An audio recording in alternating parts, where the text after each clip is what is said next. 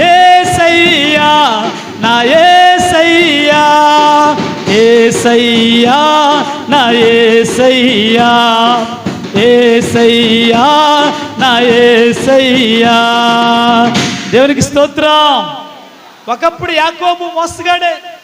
ఒకప్పుడు యాకోబు కుటుంబాన్ని మోసం చేశాడు, తండ్రిని మోసం చేశాడు, అన్నయ్యను మోసగించాడు. అలాగని చెప్పేసి యాకోబు కృంగిపోయాడా? అలాగని చెప్పేసి యాకోబు ఏమైనా బాధపడ్డాడంటే నా ప్రియ బాధపడలేదు.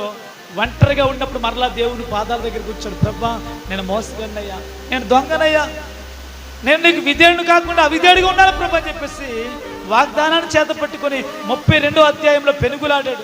32వ అధ్యాయంలో ఏడ్చాడు. 32వ అధ్యాయంలో నా ప్రియ దేవుని పాదాలు పట్టుకుని కన్నీరు విడిచాడు. ఎంతగా అంటే నా ప్రియ దేవుడు, నువ్వు ప్రార్థన ఆపరా బాబో, నేను వెళ్ళిపోతానన్నట్టుగా అంతగా ప్రార్థన చేశాడు. దేవునికి స్తోత్రం చెప్పండి గట్టిగా.